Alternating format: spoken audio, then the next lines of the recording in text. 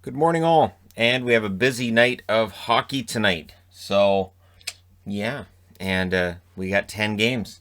We've got 7 that start at 4 o'clock my time, 7 o'clock Eastern. Then one starts a half an hour after that. Then one an hour after that. And then half an hour later, the last game starts. So there will be 10 games on at the same time at 9 o'clock Eastern, 6 o'clock Pacific. So, there we go.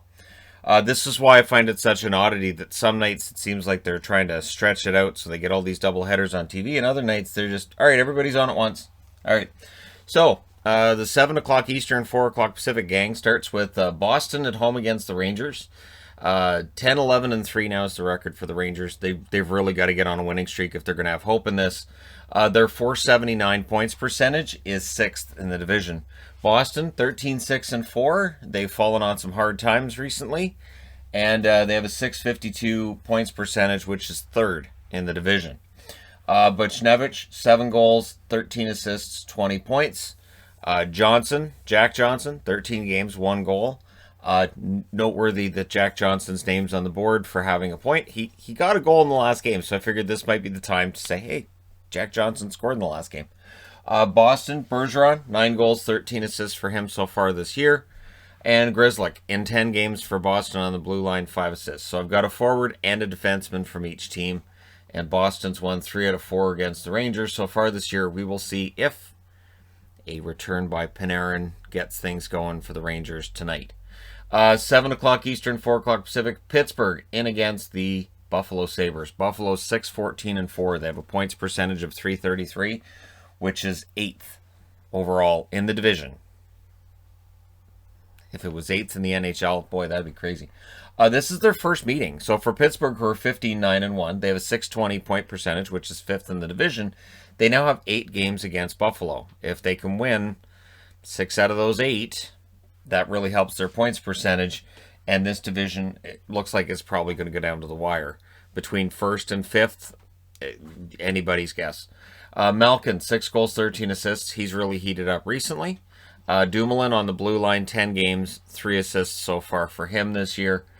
And he makes a huge difference when he's in the lineup. The defensive structure for Pittsburgh, with or without him, is completely different. Reinhart, 11 goals, 8 assists. He's one of the few Buffalo Sabres that's playing really well, basically from the start of the season till now. Montour, 1 goal, 4 assists on the blue line, likely to be a rental at the deadline. 7 o'clock Eastern, 4 o'clock Pacific, we will see New Jersey in against the New York Islanders. New Jersey, 8, 11, and 3. 432 points percentage, which is 7th in that division. And for the New York Islanders, they're 16, 6, and 4, 692 points percentage, and they're first. And the Islanders have really kind of snuck up on everybody because the Islanders aren't, the team of all the spectacular scores. They're not winning 8-1 and 9-2. They're just grinding out wins. They're making everybody else play their game. And they've won 2 out of 3 against New Jersey. Let's see how it goes tonight. Maltsev, who's been noteworthy anytime he's in the lineup for New Jersey. He has 3 goals in 10 games. We'll see if he can get on the board tonight. Subban, 2 goals, 8 assists, continues what's been a good season so far for him. On the New York Islanders front, Bailey, 2 goals and 11 assists. I expect a little bit more out of Bailey than that, so maybe he gets on the board tonight. And Pulock doesn't have a goal yet, but 10 assists and not really there for goal scoring. He's there for everything he and Pulock bring to that blue line. It is remarkable. 7 o'clock Eastern as well, 4 Pacific for the Washington Capitals and the Buffalo. And they're not that busy. And the Philadelphia Flyers, for the Washington Capitals, 15, 6, and 4 with a 680 points percentage, which is 2nd in the division. The Flyers, 13, 7, and 3. They have a 630 points percentage, which is 4th in the division. And they're tied. They've both beaten the other team once. So this is the 3rd of 8 matchups. TJ Oshie for the Washington Capitals, 6 goals, 12 assists for him. Really fantastic player overall throughout his career. And if you go to a shootout, you have to put Oshie out there. Chara, 2 goals, 5 assists. He really looks quite comfortable in Washington, as weird as it might have been for us in the beginning. He looks quite comfortable finishing out his career in Washington, and it works. Van Riemsdyk, 11 goals, 16 assists, 27 points. I think he's slowed down a little bit recently, but it's still ridiculous that he already has 27 points and they've only played 23 games. Gostisbehere seems to be getting the offense back. 4 goals, 2 assists for him so far in, I believe, 17 games. So it's not where it was during his best season, but it's still way better than it seemed to be last year, at least right now. 7 Eastern, 4 Pacific as well. The Nashville Predators will be looking to get back on the winning track against the Carolina Hurricanes, and time's running short here. Carolina's 3-0 against Nashville. Nashville's 11-14-1. They have a .442 point percentage, which is 7th in the division. Carolina 18-6-1. They have a .740 points percentage, which is 2nd in the division. So for the Nashville Predators, if they're going to make a push, they're running out of time. We're already to the point where it feels like you're running out of time because of the fact that they're all divisional games. Arvidsson, 3 goals, 9 assists for him. He's been really snake bit recently. Hoping to see him get on the goals side of things. Ekholm, 4 goals, 5 assists. He's played really well lately. A lot of pressure on him right now. Fabro's out for this game, of course, with a suspension. Yossi's out week to week. And there's all the trade rumors that are out there as well, where Ekholm is like one of the top names that's being rumored to be available. On the Carolina side, Niederreiter, 11 goals, 5 assists, has continued to have a very good season. And Slavin, 1 goal and 7 assists. What he does is not about scoring. It is about the defensive side of the game, and he's one of the best at it. Also 7 Eastern, 4 Pacific. Florida in against the Columbus Blue Jackets. Florida's 16-5-4. Columbus is 10-12-5. Florida has won 2 out of 3 meetings with Columbus. And I'm wearing Florida because why not? And plus, this jersey is not completely dissimilar to the Cannon jersey in its style and colors. So, kind of a both. Kind of. 720 winning points percentage. I'm used to saying winning percentage, but I'm going to train myself to say points percentage because it's totally different. 720 points percentage, which is 3rd in the division for Florida, 16-5-4. So this is 3rd in this division, and it would well be 1st in the Eastern Division. This just shows how by only playing within your division, it does create some gaudy records. 463 points percentage for Columbus, which is 6th. They're 10-12-5. They've got to get this going. Hornquist, 10 goals, 11 assists. He's been fantastic. I can't say it enough. Uyghur has also been very good defensively, and he's got the scoring side of things working in his favor recently. He's got 2 goals and 11 assists now. Boone Jenner for Columbus. Maybe Boone will get it going. 8 goals, 7 assists. Maybe he'll be the guy that helps break him through because Laine has gone 7 games without a point. That's the longest in his career. The very streaky Patrick Laine is very streaky. That's just how that works. And when it's cold, it can be really, really cold. Savard, 5 assists on the blue line. Solid veteran presence on the blue line for Columbus. Then also at 7 Eastern, 4 Pacific, the Winnipeg Jets in against the Toronto Maple Leafs. So, 16-8-1 now is the record for Winnipeg. They have a 660 points percentage, which is 2nd in the division. For Toronto, they're 18-7-2. They have a 704 points percentage, which is 1st in the North.